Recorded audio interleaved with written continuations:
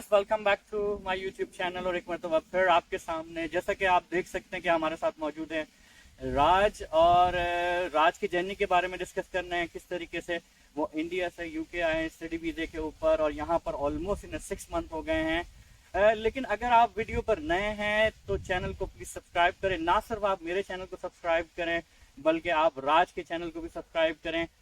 Description के अंदर में मैं लिंक दे रहा हूँ और आपको बहुत सारी स्टूडेंट से रेलिवेंट जो भी वीडियो हैं वो आपको मिल जाएंगी।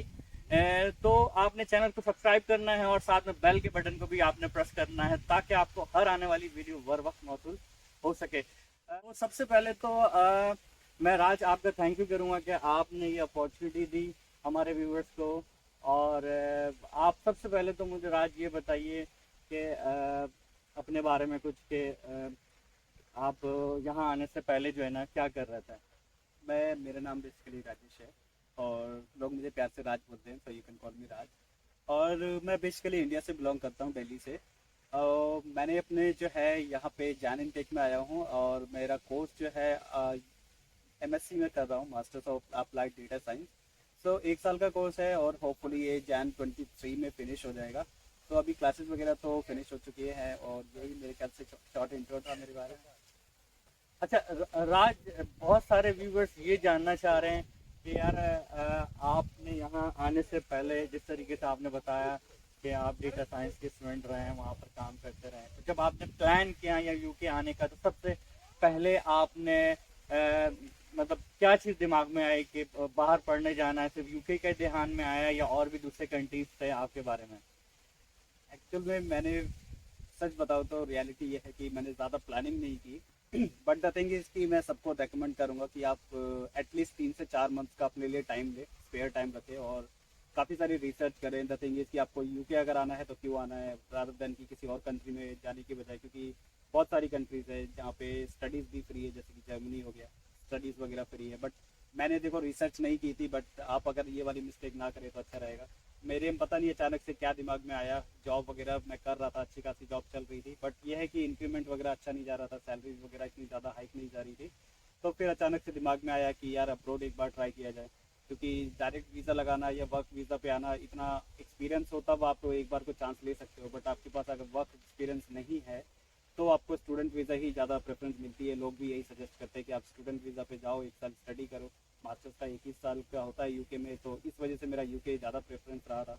रादर देन किसी और कंट्री में मैं जाता तो 2 या 3 साल का मास्टर्स होता। तो इस वजह से यूके ज़्यादा प्रायोरिटी पे रहा और मैंने किसी और अदर कंट्री के लिए ट्राई नहीं किया। रियलिटी मेरी ये है और ज़्यादा मैंने टाइम भी नहीं स्पेंड किया। मतलब एजेंट को, एक आईडीपी एजेंट है अगर, ठीक है, तो उनके थ्रू फाइल लगवाई थी मैंने और ज़्यादा टाइम भी नहीं मेरे को लगा, 1 या 2 महीने में मेरी फाइल लग गई थी और मैं डायरेक्ट यहाँ पे आ गया। ये तो बड़ा ज़बरदस्त आपने बताया कि जी 1 से 2 महीने में आपने जो है ना बाकायदा आपके पास लेटर आ गया। आपका कोई प्री कैश इंटरव्यू हुआ यूनिवर्सिटी वालों ने, और कोई आपका इंटरव्यू लिया स्काइप के ऊपर अपना कैश इशू करने से पहले? एक्चुअली मेरा कोई प्री कैश इंटरव्यू नहीं हुआ था, बट हाँ प्री क्वेश्चनरी मेरे को फॉर्म मिला था जिसमें कि काफ़ी सारी डिटेल्स मांगी गई थी। सिंपली मांगी गई थी कि आपका डिटेल्स क्या है। वैसे मैंने काफ़ी सारी डिटेल्स वगैरह, सारी अपना डॉक्यूमेंट्स वगैरह सबमिट कर दिया था यूनिवर्सिटी को। But before releasing the cash they send you a pre cash questionnaire form. वो आपका पोर्टल पे वगैरह पे अवेलेबल होता है, वहाँ पे फॉर्म वगैरह भर के यूनिवर्सिटी को शेयर करना होता है। उसके बाद वो कैश लेटर आपको रिलीज कर देते हैं। अच्छा, उसके अलावा क्या यूनिवर्सिटी की कोई रिक्वायरमेंट थी कि आपको आईएलटीएस देना है? जी आपने हाँ। आईएलटीएस दिया था? जी हाँ, मैंने आईलेट्स की रिक्वायरमेंट थी क्योंकि मेरे को कंडीशनल लेटर आया था फर्स्ट ऑफ ऑल। तो कंडीशनल रिक्वायरमेंट मतलब कंडीशनल के अकॉर्डिंग मेरे को जो आईलेट्स फुलफिल करना था उनका, एक बार मैंने दिया था सिस्टम वाला आईलेट्स सिस्टम दिया था, उसके बाद में फेल हो गया। फिर मैंने दोबारा ट्राई किया तो दोबारा मेरा मिनिमम 5.5 रीच बैंड लाना था, तो मैं रीडिंग में रह गया था एक बार। फिर मैंने दोबारा ट्राई किया और आ गया था। और मैंने कोई आईलेट्स के लिए कोई ट्यूशन वगैरह नहीं लिया था, तो that was my mistake I believe. क्योंकि अगर मैं एक बार कोई क्लासेस वगैरह अटेंड करता तो माई पॉसिबल की टीचर कैन गाइड मी कि कैसा पेपर आता है, क्या पैटर्न आता है। बट आज की डेट में आप यूट्यूब वगैरह से लर्न कर सकते हो। It's not that easy, I mean it's not that hard. But हाँ, आप ट्राई कर सकते हो और हो जाता है क्लियर सिस्टम बेस्ड। अच्छा, आप ये बताओ कि अगर फॉर एग्जांपल कोई स्टूडेंट यहाँ आना चाहता है, एसेक्स यूनिवर्सिटी में अप्लाई करना चाहता है, तो एसेक्स यूनिवर्सिटी के बारे में क्या आपकी रिव्यूज हैं? सो आई बिलीव यूनिवर्सिटी बहुत अच्छी है, आपको कैंपस बहुत ज़्यादा बड़ा मिलता है, लेक्चर्स वगैरह मतलब इतने ज़्यादा वो एक्सपेक्टेशन मत रखना अपनी कि आपको बहुत ज़्यादा बेसिक से सिखाया जाएगा। नथिंग इज कि ये लोग एक्सपेक्ट करते हैं आपसे कि आपको ऑलरेडी बहुत सारी चीज़ें आती हो, क्योंकि मास्टर्स 1 साल का है, उसमें आप इनको सिलेबस भी कवर करना है, फिर प्लेसमेंट भी या अगर आपका है तो उसमें भी आपको पढ़ाया जाए, तो मतलब सारी चीज़ें मैनेज करनी पड़ती है इनको। उस हिसाब से अपनी एक्सपेक्टेशन ज़्यादा मत रखना कि आप लोग को ज़्यादा पढ़ाएंगे। आप पहले से सीख के आओ, ओवरव्यू अपना करके आओ, जिस कोर्स में अभी आप आ रहे हो, तो आपके लिए ज़्यादा अच्छा होगा। ग्रैब करना, सिलेबस कैच करना ज़्यादा ईजी होगा आपके लिए। अच्छा, दूसरा ये बताओ, राज के एयरपोर्ट पे जब आप उतरे तो आपकी क्या फीलिंग थी, और वीजा ऑफिसर ने आपसे क्या सवालात पूछे? अच्छा, while I land in the UK ना, तो मुझे सबसे पहले तो यहाँ पे जब मैं 8 बजे करीब आ गया था, 8 या 8:30 बजे कुछ फ्लाइट लैंड हुई थी यहाँ पे, और उस टाइम पे ना बारिश हो रही थी, तो मतलब काफ़ी अच्छा वेदर हो रहा था यहाँ पे। और इंडिया में इतनी ज़्यादा उस टाइम पे ठंड हो रही थी, यहाँ पे बारिश हो रही थी, तो मैं काफ़ी सारी जैकेट वगैरह पहन के आया था। फिर यहाँ पे वेदर तो ठीक ही था। फिर उसके बाद वीज़ा इमिग्रेशन पे ज़्यादा क्वेश्चन मेरे से किए नहीं थे। उसने यूनिवर्सिटी पूछा था, आप कितने साल के लिए यहाँ पे आए हो या कितने दिन के लिए आए हो, और कहाँ पे स्टे करने वाले हो। तो कोर्स वगैरह पूछा था मुझसे, ज़्यादा क्वेश्चन नहीं थे, बेसिक ही 2-4 क्वेश्चन थे। तो आप इंटरव्यू के लिए ये सारे प्रिपेयर कर सकते हो। कैश लेटर पे भी आपके मोस्टली क्वेश्चन जो है अवेलेबल होंगे कि आपको क्या करना है, मतलब कैसे आपका कोर्स है, कितना स्टडी है, कितने साल की। तो अगर आपका अकोमोडेशन का फिक्स नहीं हुआ तो आप यूनिवर्सिटी का एड्रेस भी अकोमोडेशन के लिए डाल सकते हो। अच्छा, बात की आपने अकोमोडेशन की, तो ये बताइए अकोमोडेशन के हवाले से क्या चैलेंजेस आपके साथ रहे, और आप नए आने वाले स्टूडेंट्स को क्या एडवाइस करेंगे? तो यार अकोमोडेशन का देखो, इट्स नॉट इजी कि यहाँ पे अकोमोडेशन मिल जाए, बट कुछ एक तो यूनिवर्सिटी की अकोमोडेशन होती है, आप वो पहले से वहाँ से भी बुक करके आ सकते हो इंडिया से। बट मेरे टाइम पे जो था, कोविड का सीन था, तो क्वारंटाइन करना पड़ता था 2 या 4 दिन के लिए। तो मैंने वहाँ से इंडिया से ही एयरबीएनबी बुक करके आया था 2 से 3 दिन के लिए।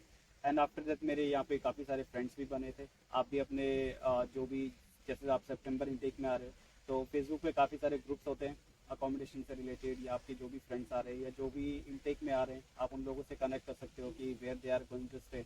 तो उन लोगों से बात करके अगर आपको अकोमोडेशन मिल जाती है, that is well and good. Otherwise आपके पास यूनिवर्सिटी अकोमोडेशन का ऑप्शन तो अवेलेबल होता ही है, या फिर आप 2-3 दिन के लिए एयरबीएनबी बुक कर सकते हो और यहाँ आके अकोमोडेशन सर्च कर सकते हो। शेयरिंग अकोमोडेशन के हवाले से क्या राय है आपकी? आपके दोस्त या आपने क्या शेयरिंग अकोमोडेशन को ज्वाइन किया? इस हवाले से क्या आप एडवाइस करोगे? शेयरिंग अकोमोडेशन में देखो ऐसा है कि आपको वॉशरूम, किचन और बाथरूम जो है शेयर्ड होता है। विद इन 2 या 4 पर्सन जितने भी आपके फ्लैटमेट्स होंगे उनके बीच में शेयर्ड होता है।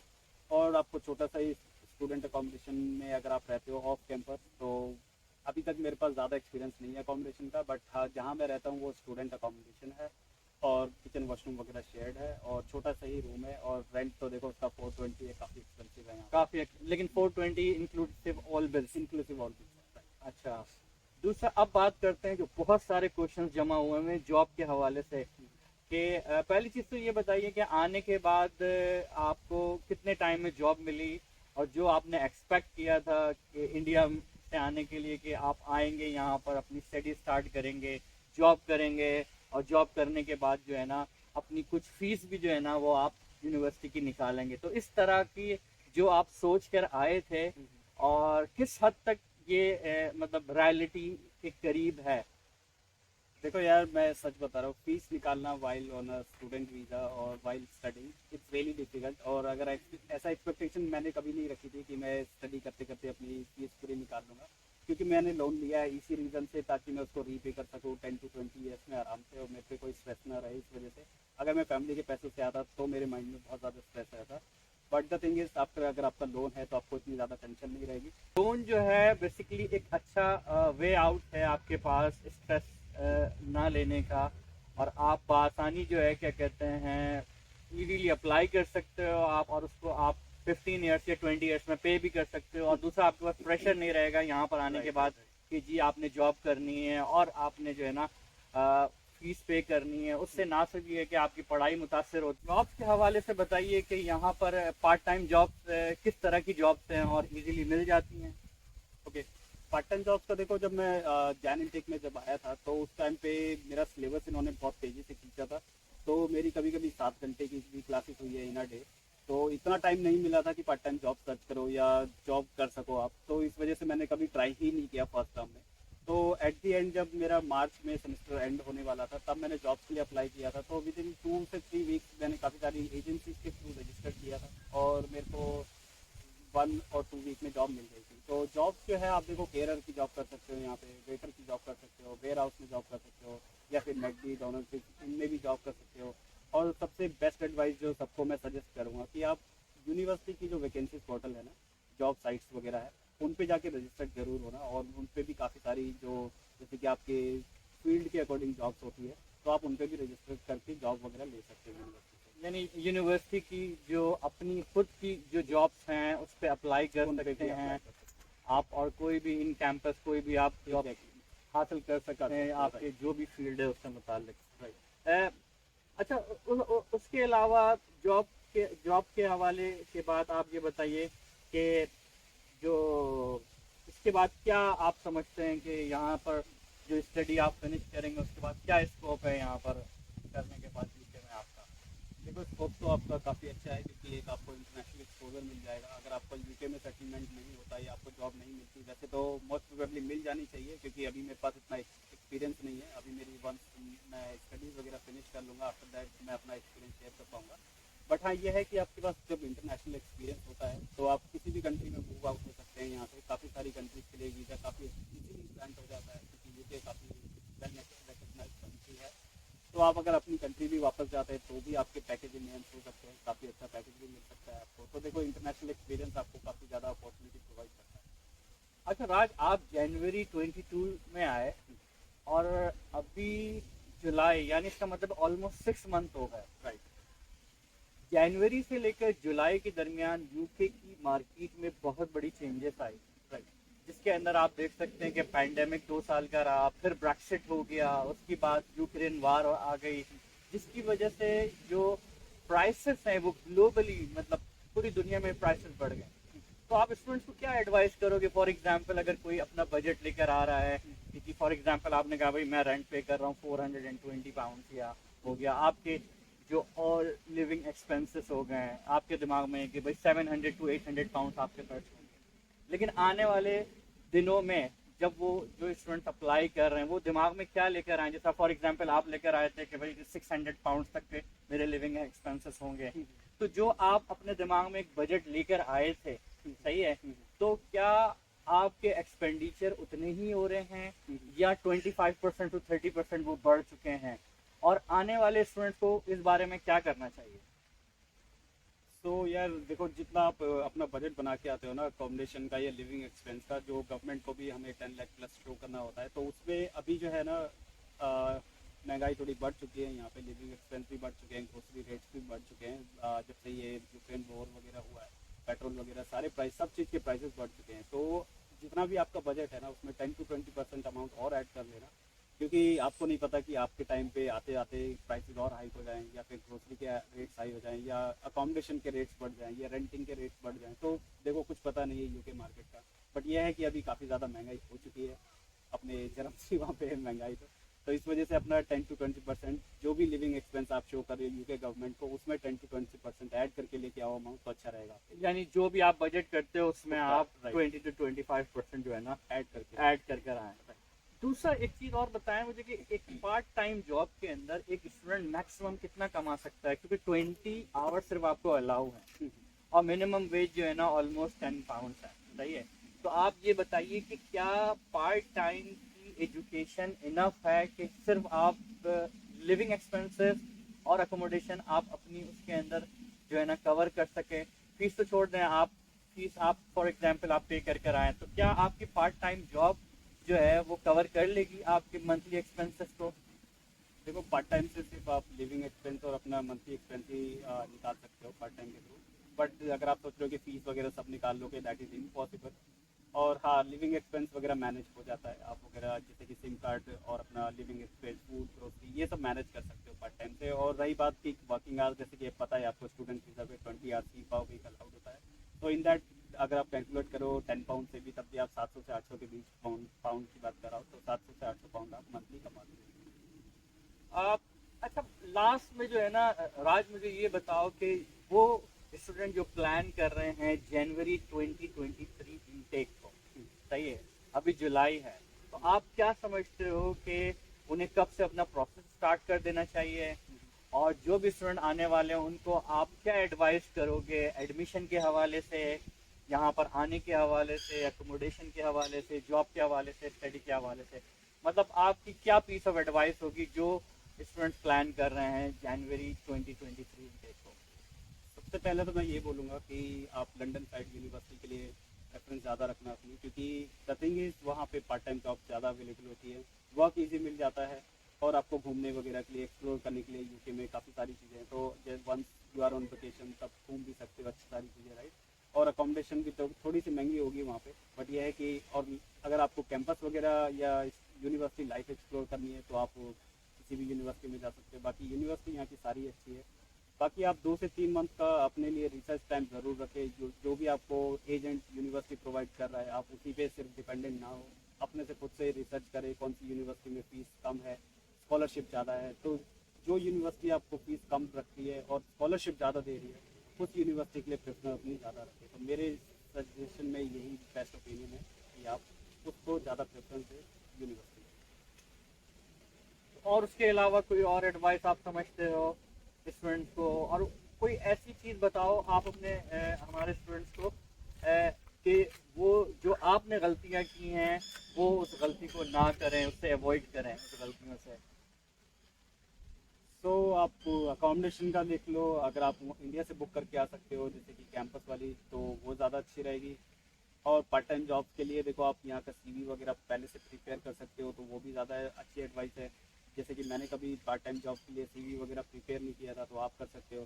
दूसरा बात रही कि आप काफ़ी सारी एजेंसीज के थ्रू रजिस्टर्ड रहे, तो वो भी अच्छी चीज़ है। बाकी बैंक अकाउंट वगैरह यहाँ पे आके खोल लो जल्दी से जल्दी, क्योंकि मैंने बहुत ज़्यादा डिले किया था इन सब प्रोसेस में, NI नंबर के लिए भी डिले किया था। तो आप आते ही ये सारी मोस्ट इंपॉर्टेंट थिंग्स जो है वो ज़रूर कर ले, जैसे GP रजिस्ट्रेशन वगैरह हो गया, वो सारी चीज़ें आप आते ही कर ले तो अच्छी रहेगी। अच्छा, जाते जाते एक चीज़ बताओ, जो प्लानिंग है उसका क्या रोल है एक स्टूडेंट्स की लाइफ में? क्योंकि जैसा कि हम इंडिया में इस तरह की कोई प्लानिंग नहीं करता। कोई स्टूडेंट कहीं भी जाना है या कोई भी काम करना है या जॉब करनी है या कॉलेज जाना है, यूनिवर्सिटी जाना है, बस उठे आप चले गए। लेकिन आप मुझे ये बताओ कि आप पिछले लास्ट 6 मंथ से हो यहाँ पर, तो आपने यहाँ की लाइफ में प्लानिंग को जो है ना वो किस तरीके से जो है ना देखा है कि प्लानिंग किस तरह से इम्पोर्टेंट रही है आपकी जर्नी में? देखो प्लानिंग और बजटिंग बहुत ज़्यादा इंपॉर्टेंट आपकी लाइफ में होने वाले हैं। अगर आप प्लानिंग ठीक से नहीं करोगे या बजट ठीक से नहीं बना के आओगे तो फिर आपको ना बहुत ज़्यादा स्ट्रेस हो जाएगा, ना आप पढ़ाई पे फोकस कर पाओगे, ना ही आप जॉब ठीक से कर पाओगे। तो प्लानिंग का मेन रोल यही है कि आप अपने बजट को मैनेज कर सको, अपने जो अमाउंट है कैसे आपको लिविंग एक्सपेंस मैनेज करने हैं, सारी चीज़ों को प्लानिंग बहुत ज़्यादा ज़रूरी है। तो इस वजह से मैं पहले से बोल रहा हूँ कि आप 2 से 3 मंथ का, और रिसर्च इसलिए बोल रहा हूँ क्योंकि सपोज करो एजेंट ने आपको कोई भी यूनिवर्सिटी दे दी, आपको पता नहीं है लोकेशन कौन सी है, उसकी फीस कितनी है, तो अगर आपको फीस ज़्यादा लगती है, आपके बजट से बाहर जाती है, आपकी अपनी रिसर्च होना जरूरी है। अच्छा, आपकी प्लानिंग के research हवाले से थोड़ा सा मैं भी आपको एक्सप्लेन करूं कि यहाँ का जो सिनेरियो है वो ये है कि आपकी फॉर एग्जांपल वीकेंड पे जॉब होती है या आपकी जो है ना इवनिंग में जॉब्स होती हैं। देखें, मॉर्निंग टाइम में तो आपको यूनिवर्सिटी में जाना है, क्लासेस लेनी है। अब मसला ये आता है कि आपको असाइनमेंट्स करने हैं अपने, सही है। तो अगर आप फॉर एग्जांपल प्लान नहीं करोगे, फॉर एग्जांपल आपको एक डेडलाइन है नेक्स्ट वीक की और आपको ये पता है कि आपने यूनिवर्सिटी में क्लास लेनी है, क्लास लेने के बाद जॉब पे जाना है, अब पता चला आपने 5 डेज आप जॉब पे काम कर रहे हो, सही है, और पता चला 6-7वें दिन आपने असाइनमेंट आपने करनी है। तो कहने का मकसद ये है कि आपको बाकायदा माइंड में ये सारी चीज़ें रखनी पड़ेंगी कि आपका 2 वीक बाद असाइनमेंट आपने जमा करना है। इस दौरान आपके पास कब टाइम निकल रहा है कि किस वक्त आप अपना असाइनमेंट कर सकते हो। तो ये बड़ा इंपॉर्टेंट है एक स्टूडेंट के लिए कि स्टूडेंट को ये ख्याल रखना चाहिए कि वो उस चीज़ को प्लान करे पूरे अपने वीक को कि किस तरीके से जो जॉब के साथ, अपनी स्टडी के साथ अपने असाइनमेंट को कैसे कर सके। तो देखिए, ये था हमारा आज का जो है ना इंटरव्यू राज के साथ। और राज, एक मरतबा फिर यार आपने बहुत हमें टाइम दिया, और वो तमाम स्टूडेंट्स के लिए जो जनवरी इनटेक में आने का सोच रहे हैं, और बहुत बहुत शुक्रिया एक मरतबा हमारे व्यूवर्स की तरफ से। तो मिलते हैं आपसे जी अगली वीडियो में। उस वक्त तक के लिए अपना बहुत ज़्यादा ख्याल रखिएगा। Take care, good bye.